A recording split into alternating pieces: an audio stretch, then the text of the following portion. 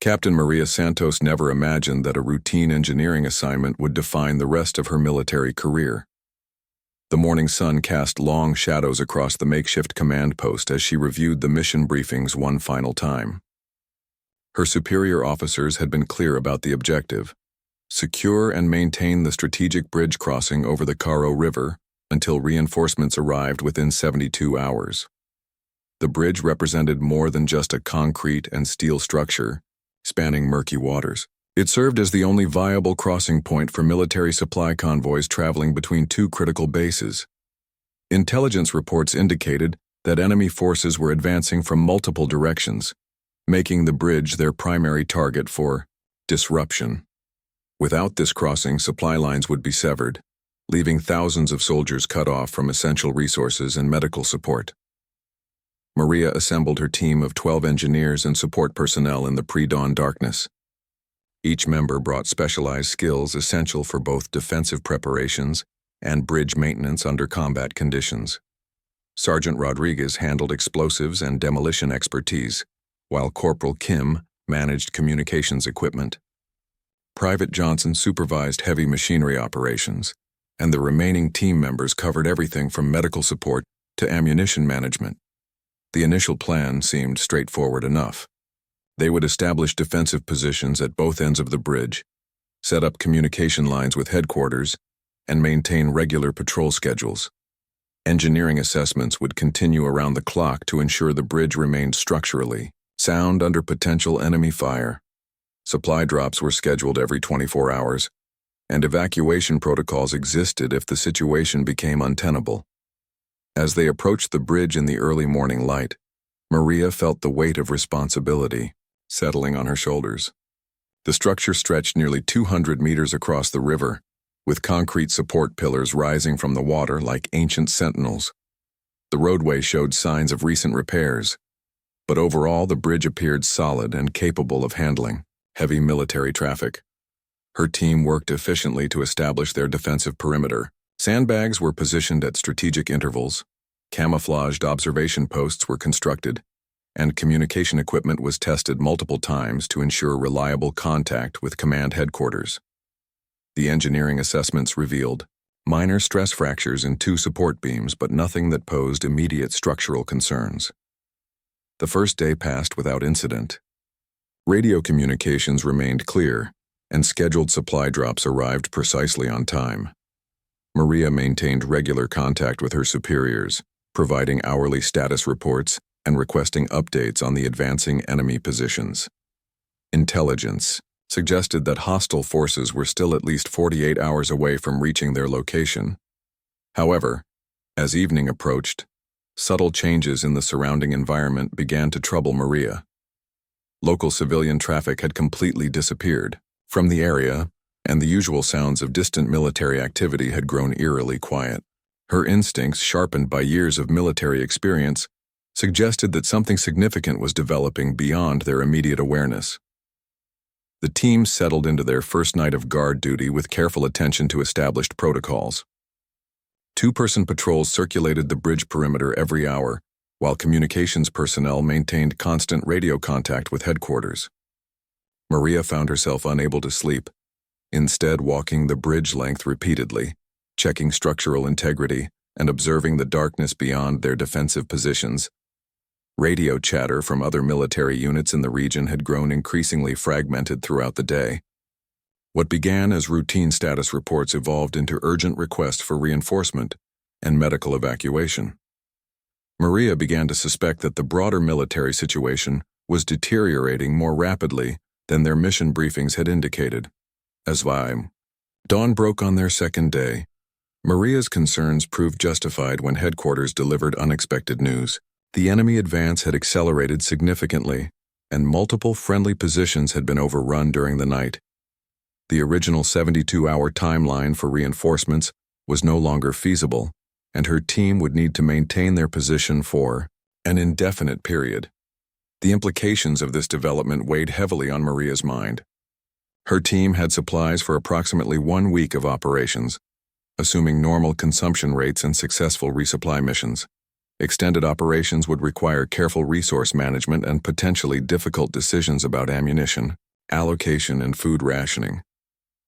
Despite these challenges, Maria maintained an outwardly confident demeanor while addressing her team about the mission extension. She emphasized their critical role in maintaining supply line integrity and reminded them that hundreds of soldiers depended on their success. The bridge must remain operational and under friendly control, regardless of developing circumstances. Her team responded with professional determination, immediately implementing enhanced security measures and beginning inventory assessments of their available resources. They established more rigorous patrol schedules, improved camouflage on their defensive positions, and conducted additional structural evaluations of the bridge itself. As the second day progressed, distant sounds of artillery fire became audible from multiple directions. Radio communications with other units grew increasingly sporadic, and several previously reliable communication channels went completely silent. Maria realized that her team was becoming isolated from the broader military operations in ways that the original mission planning had not anticipated. The bridge remained structurally sound and operationally secure, but the strategic situation surrounding their position was evolving rapidly. Maria understood that leadership decisions made over the next few days would determine not only the success of their mission, but potentially the survival of her entire team. The weight of command had never felt heavier than it did as she watched the sun set on their second day at the bridge. The third morning brought news that changed everything. Maria's radio crackled to life with an urgent message from headquarters, but the transmission was broken and filled with static interference. Through the fragmented communication, she managed to understand that major friendly positions had fallen during the night, and enemy forces were advancing faster than anyone had predicted. More troubling was the information about supply lines. The helicopter that was supposed to deliver their daily resupply had been shot down 15 kilometers from their position. No replacement mission could be authorized due to increased enemy air defenses in the region. Maria's team would need to survive on their current supplies while maintaining full operational readiness. Sergeant Rodriguez approached Maria with a grim assessment of their ammunition situation. Based on current inventory levels and assuming moderate defensive engagement, they had enough supplies for perhaps 5 days of sustained operations. Food rations could stretch to 8 days if carefully managed, but medical supplies were already running low due to minor injuries sustained during defensive preparation work. The structural integrity of the bridge remained solid, but Maria noticed increased military traffic attempting to cross from the opposite direction. These were not the organized supply convoys they had been expecting, but rather scattered groups of soldiers in retreat from forward positions. Many appeared wounded, and their equipment showed signs of hasty withdrawal under enemy fire. Maria made the difficult decision to allow these retreating forces to cross while maintaining strict security protocols. Each group was questioned about enemy positions and strength, providing valuable intelligence about the developing situation. The information painted a disturbing picture of coordinated enemy advances that had successfully broken through multiple defensive lines. Communications with headquarters became increasingly unreliable throughout the day. What began as hourly status reports evolved into brief, static-filled exchanges every few hours. Maria began to suspect that their command structure was either under direct attack or had been forced to relocate to more secure positions. Either scenario left her team operating with minimal guidance and support. The evening brought the first direct contact with enemy forces. A reconnaissance patrol approached the bridge from the eastern approach, probing the defensive positions that Maria's team had established. The engagement lasted only minutes, but it confirmed that hostile forces were now operating in their immediate area. Corporal Kim intercepted enemy radio communications during the brief firefight, providing disturbing intelligence about their intentions. The bridge had been identified as a priority target for capture or destruction. Enemy forces were coordinating multiple approach routes and planned to launch a major assault within the next 48 hours. Maria gathered her team for an emergency briefing as darkness settled over their position. She explained the deteriorating strategic situation honestly, emphasizing that their mission had evolved from routine bridge security to a potentially desperate defensive stand. The bridge could not be allowed to fall into enemy hands, and destruction should only be considered as an absolute last resort. The team responded with professional determination, despite the obvious dangers they now faced. Defensive positions were reinforced with additional camouflage and improved fields of fire. Ammunition was redistributed to ensure optimal defensive coverage, and emergency communication protocols were established in case their primary radio equipment was damaged. Sleep became impossible for Maria as she contemplated the decisions that lay ahead. Her training had prepared her for combat leadership, but the isolation from command authority created complications that no military academy had adequately addressed. She was operating with incomplete information about enemy strength, while making decisions that could determine the fate of critical supply operations. The fourth day began with disturbing radio silence from headquarters. Despite repeated attempts to establish communication, no response came through any of their available channels. Maria realized that her team was now effectively operating independently, with no guidance or support from higher command authority. Retreating friendly forces continued to cross the bridge throughout the morning, each group bringing reports of enemy advances and successful attacks on defensive positions. The pattern suggested a coordinated offensive that had achieved significant tactical success across multiple fronts. Maria's position was becoming increasingly isolated within hostile territory. Private Johnson reported mechanical problems with their heavy equipment, specifically the demolition charges that had been prepared for emergency bridge destruction. Moisture and constant handling had damaged several components, reducing their explosive capability. Complete bridge destruction might no longer be possible with their available resources. The implications of this development were significant. If enemy forces succeeded in overwhelming their defensive positions, the bridge might remain intact and available for hostile use. Maria would need to balance defensive requirements with the potential need to deny the bridge to enemy forces through alternative means. As afternoon approached, enemy probing attacks increased in frequency and intensity. Small groups of hostile forces tested different approaches to the bridge, gathering intelligence about defensive positions and response capabilities. Maria recognized these tactics as preparation for a major assault that would likely come under cover of darkness. Her team had performed admirably under increasingly difficult circumstances, but fatigue and stress were beginning to show. Ammunition consumption during the probing attacks had been higher than anticipated, and food rationing was becoming necessary to extend their supply duration. Medical supplies were now critically low after treating several wounded soldiers during the river crossings.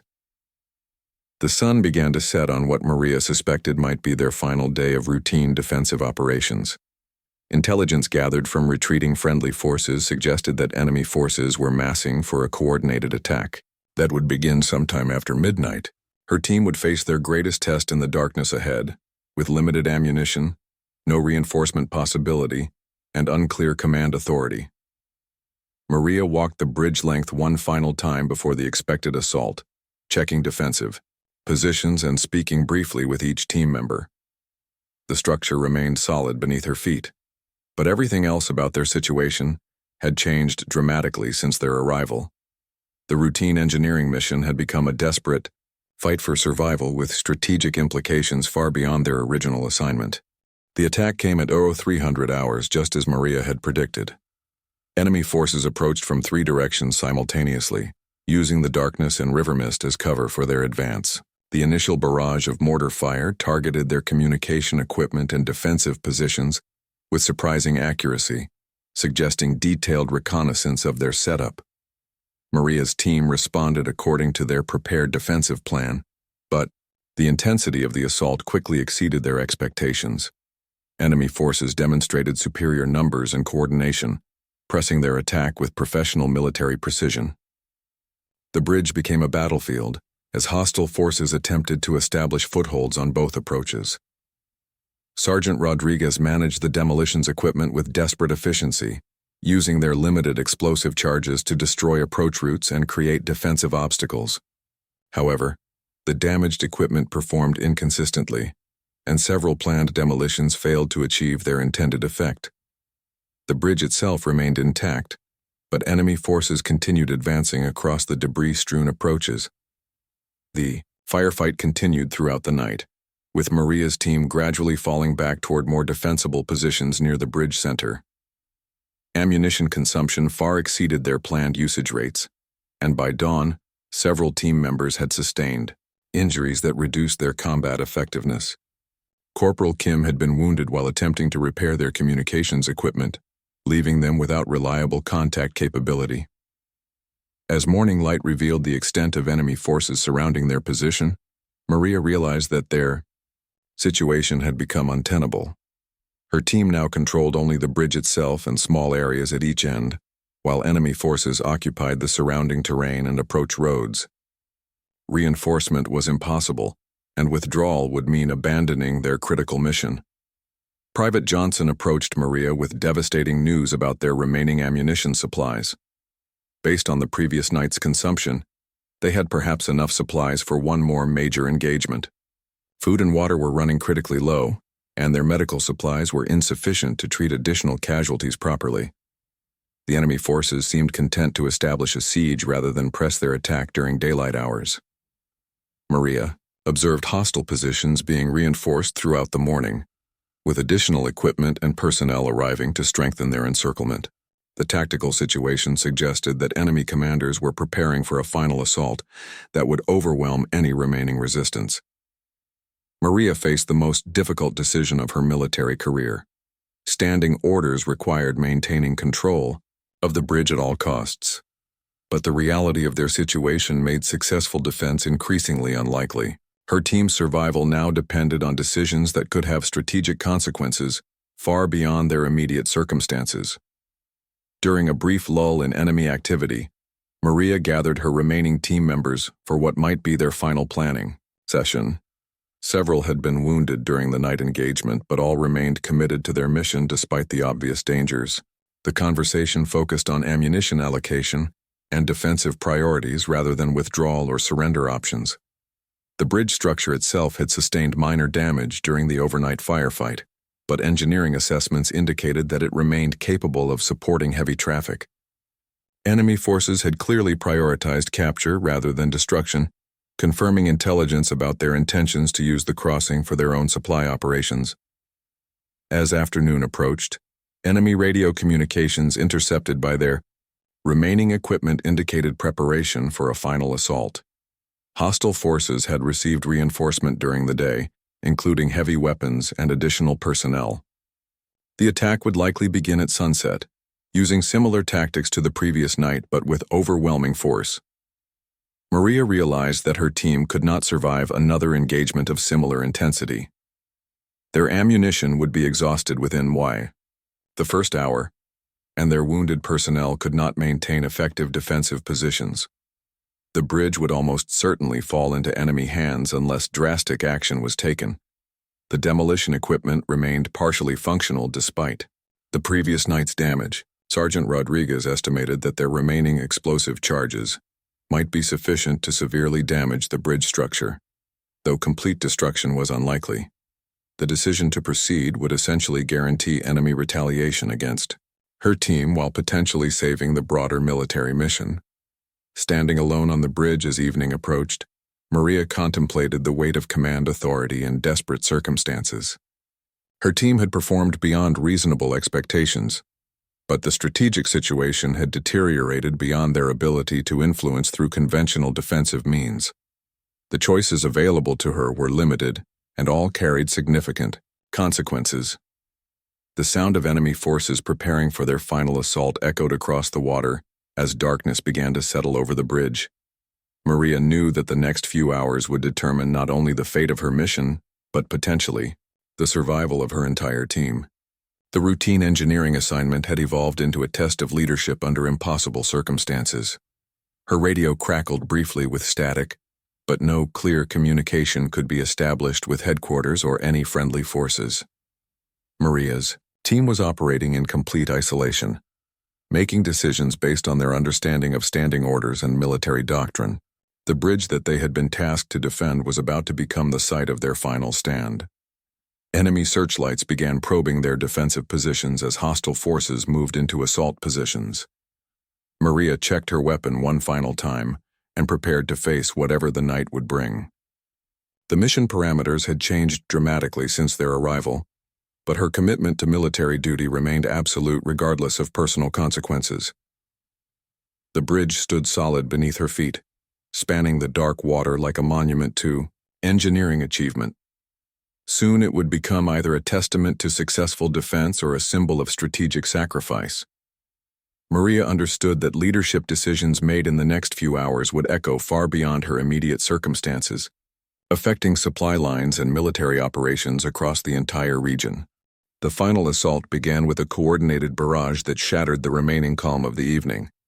Enemy forces attacked from all directions simultaneously, using overwhelming firepower to suppress Maria's defensive positions. The intensity of the engagement immediately confirmed her worst fears about their ammunition situation and chances for survival. Within the first 30 minutes of combat, 3 more members of Maria's team had been seriously wounded, leaving her with only 6 effective personnel to defend the entire bridge structure. Sergeant Rodriguez continued operating the demolition equipment despite a shoulder wound that limited his mobility. The remaining explosive charges were positioned for maximum effect, but timing would be critical for both mission success and team survival. Enemy forces demonstrated superior tactical coordination, using covering fire and movement techniques that quickly overwhelmed the defensive positions. Maria found herself making split-second decisions about ammunition allocation and defensive priorities while under constant hostile fire. The bridge itself became a deadly corridor as enemy troops advanced from both approaches simultaneously. Corporal Kim managed to establish brief radio contact with a friendly unit operating nearly 50 kilometers away, but the transmission lasted only seconds before enemy jamming equipment severed the connection. The fragmented message confirmed that Maria's position was completely isolated, with no possibility of reinforcement or extraction. Her team would face the final phase of the engagement without any external support. The tactical situation deteriorated rapidly as enemy forces established positions at both ends of the bridge. Maria's team now controlled only the central span, fighting desperately to prevent complete encirclement. Their remaining ammunition was being consumed at an alarming rate, and effective resistance would be impossible within another hour of sustained combat. Private Johnson reported that enemy forces were positioning heavy equipment to assault the bridge structure directly. Intelligence gathered during the engagement suggested that hostile commanders had changed their strategy from capture to destruction, recognizing that continued resistance made intact seizure unlikely. The bridge that Maria's team had been ordered to protect was about to become a target for systematic demolition. Maria realized that her mission parameters had fundamentally changed during the engagement. Rather than defending the bridge for friendly use, she now faced the responsibility of preventing enemy forces from destroying a critical supply route. The irony of the situation was not lost on her, as she prepared her team for what appeared to be their final defensive actions. The wounded team members continued fighting despite their injuries, understanding that survival depended on maintaining defensive cohesion until the last possible moment. Sergeant Rodriguez worked frantically to prepare the demolition charges, knowing that enemy forces would likely overrun their position before optimal timing could be achieved for controlled bridge destruction. Enemy radio communications intercepted during brief lulls in the fighting revealed the true scope of the tactical situation. Hostile forces had committed significant resources to capturing or destroying the bridge, recognizing its strategic importance to supply operations. Maria's small team had attracted attention far beyond their apparent tactical significance. Midnight approached. Ammunition supplies reached critical levels that made continued resistance impossible. Maria faced the ultimate command decision: order her team to surrender and preserve their lives or continue fighting until their position was completely overrun. Military doctrine provided guidance for both options, but the specific circumstances made either choice extremely difficult. The bridge structure itself had sustained significant damage during the prolonged engagement, with several support elements showing stress fractures from repeated artillery impacts. Engineering assessment suggested that the span might collapse under continued heavy weapons fire, potentially achieving enemy objectives without requiring direct assault operations. Maria gathered her remaining effective personnel for what might be their final tactical discussion. The conversation was interrupted repeatedly by enemy fire, but the essential points were communicated clearly. Their ammunition would last perhaps another 20 minutes of sustained combat, after which organized resistance would be impossible. Sergeant Rodriguez provided a final assessment of the demolition equipment situation. The remaining explosive charges could potentially damage the bridge enough to prevent enemy use, but the timing would need to be precise to avoid premature detonation that might harm the team. The decision to proceed would require careful coordination under extreme combat conditions. The sound of enemy forces massing for their final assault echoed across the water as Maria contemplated her remaining options. Surrender might preserve her team's lives but would guarantee that the bridge fell into hostile hands intact. Continued resistance would likely result in total casualties, but might prevent enemy achievement of their tactical objectives. Standing in the center of the bridge as enemy searchlights illuminated her position, Maria understood that leadership under desperate circumstances required decisions that no training could adequately prepare her for. The mission that had begun as routine bridge security had evolved into a test of personal courage and professional commitment under impossible conditions. Her team looked to her for final orders as enemy forces prepared to launch their overwhelming assault.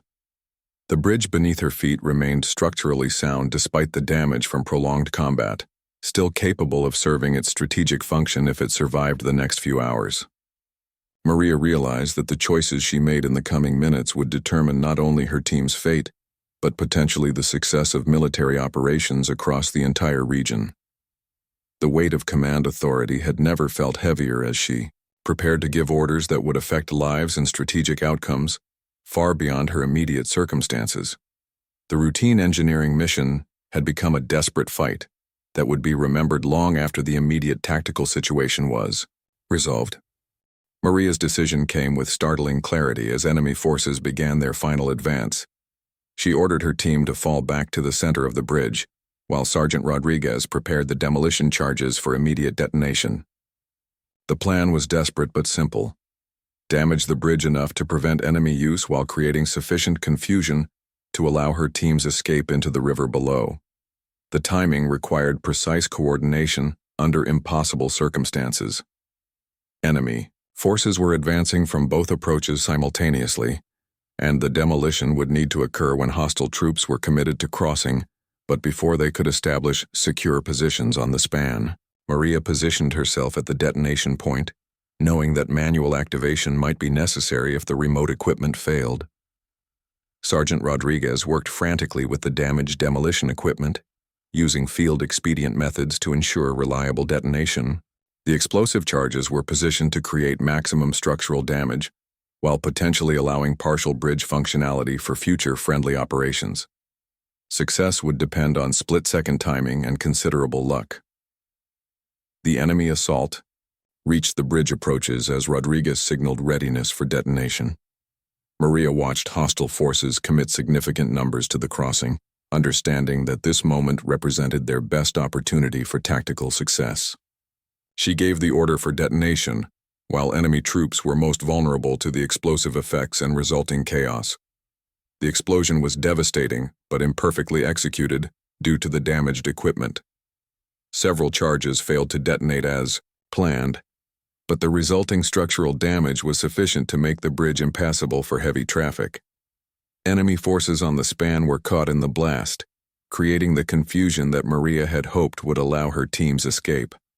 However, the partial failure of the demolition left Maria's team exposed on the damaged bridge, with enemy forces still advancing from both directions. The tactical situation had improved marginally, but their position remained desperate with limited ammunition and several wounded personnel. The river below offered the only potential escape route, but the distance and water conditions made survival uncertain. Private Johnson was seriously wounded in the explosion aftermath, having been caught by debris from the damaged bridge structure. The team's medical supplies were insufficient to treat his injuries properly, and his condition was deteriorating rapidly. Maria faced the additional burden of protecting wounded team members while attempting to complete their escape from the damaged bridge. Enemy forces regrouped more quickly than anticipated, establishing positions at both ends of the partially destroyed bridge and attempting to trap Maria's team in the center section. Their tactical advantages had been reduced by the explosion, but they retained superior numbers and firepower. The bridge had become a killing zone with limited options for defensive movement.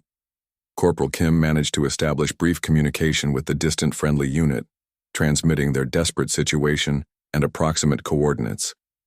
The response confirmed that no immediate assistance was available, but friendly forces were aware of their location and circumstances. Any rescue operation would need to wait until the tactical situation in the broader area stabilized. Maria realized that her team's survival now depended entirely on their ability to escape from the bridge before enemy forces could establish complete control. The damaged structure provided some cover from direct fire, but their position would become untenable once hostile troops managed to establish secure footing on the remaining spans. The water below appeared black and uninviting in the darkness, but it represented their only viable escape option. Maria ordered her team to prepare for immediate evacuation, while she provided covering fire to protect their movement. The wounded personnel would require assistance, making the escape attempt extremely dangerous for everyone involved. Sergeant Rodriguez volunteered to remain behind and provide final covering fire, while the rest of the team attempted their escape.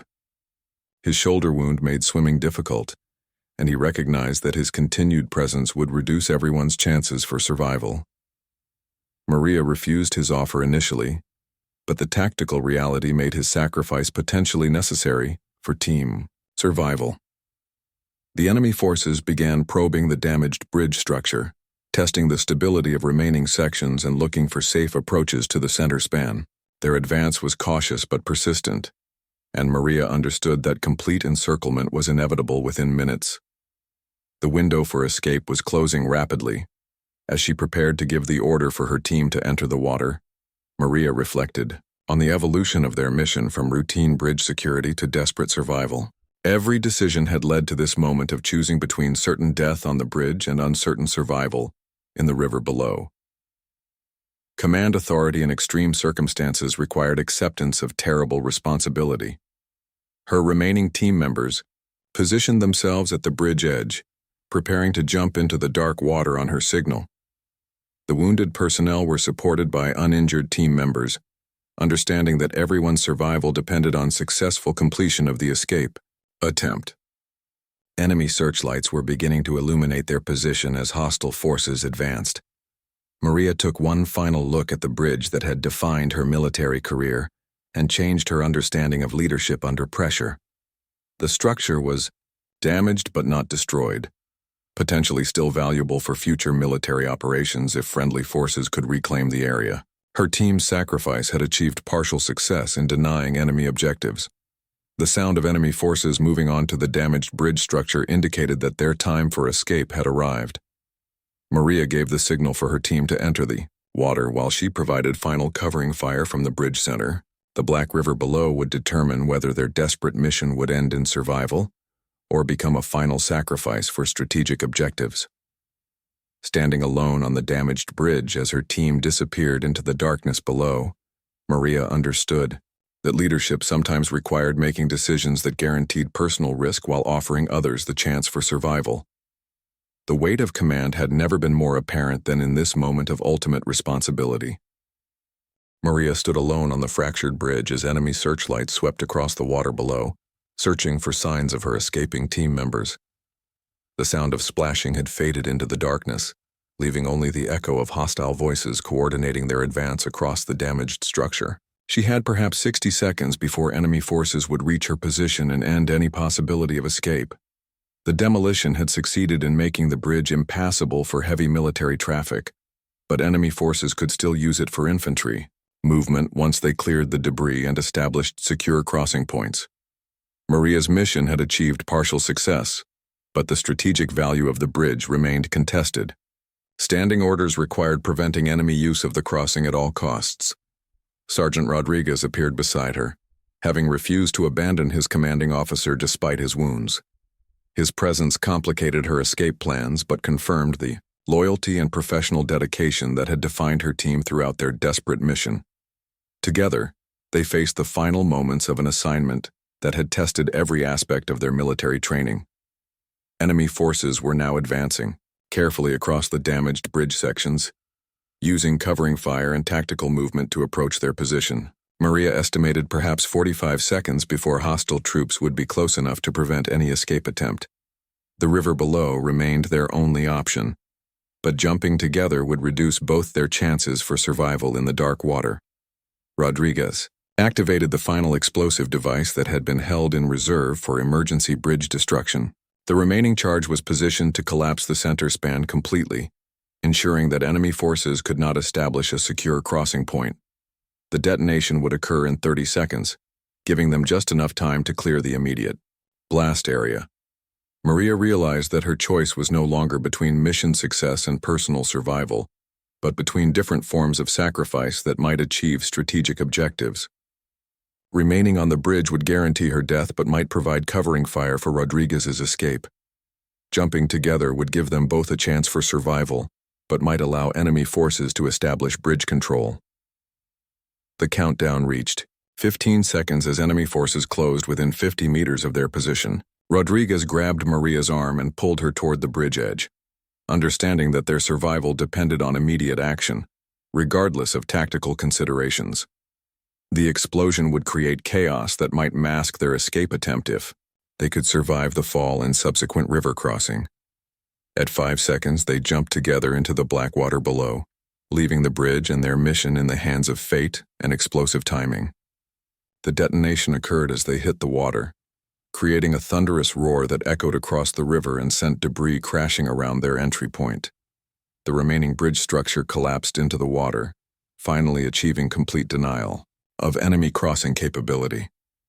The river was shockingly cold and filled with debris from the explosions that had marked their desperate defense. Maria surfaced briefly, searching for signs of Rodriguez and her other team members in the darkness.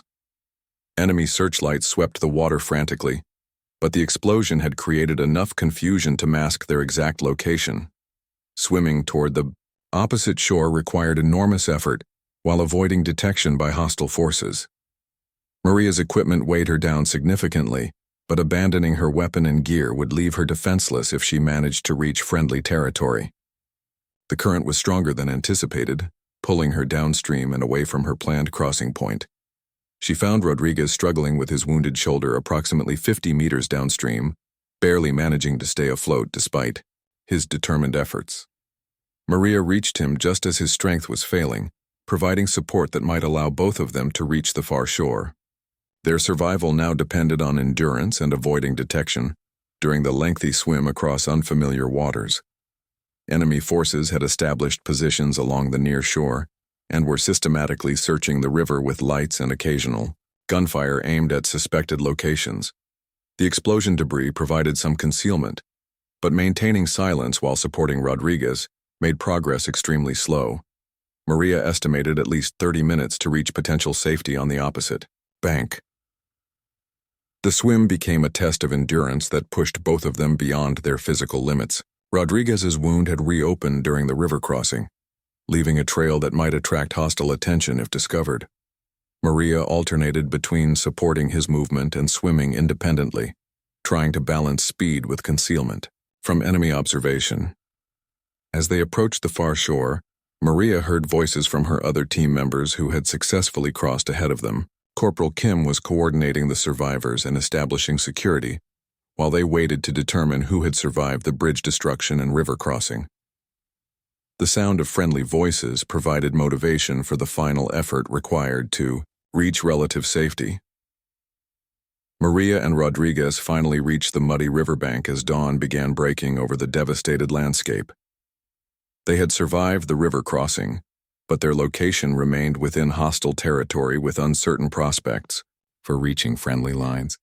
The mission had been completed through the bridge's destruction, but the cost in personnel and equipment had been enormous. Looking back across the water at the collapsed bridge structure, Maria reflected on the evolution of a routine engineering assignment into a desperate fight for survival with strategic implications. Her team had prevented enemy use of a critical crossing point, but the personal cost of leadership under impossible circumstances would remain with her forever. The survivors gathered in a concealed position near the riverbank, treating wounds and assessing their situation as enemy forces continued searching the area. Maria understood that their ordeal was far from over, but the successful denial of the bridge crossing had achieved the strategic objective that justified their sacrifice. Standing alone on that bridge, she had learned that command authority sometimes required decisions that no training could adequately prepare anyone to make.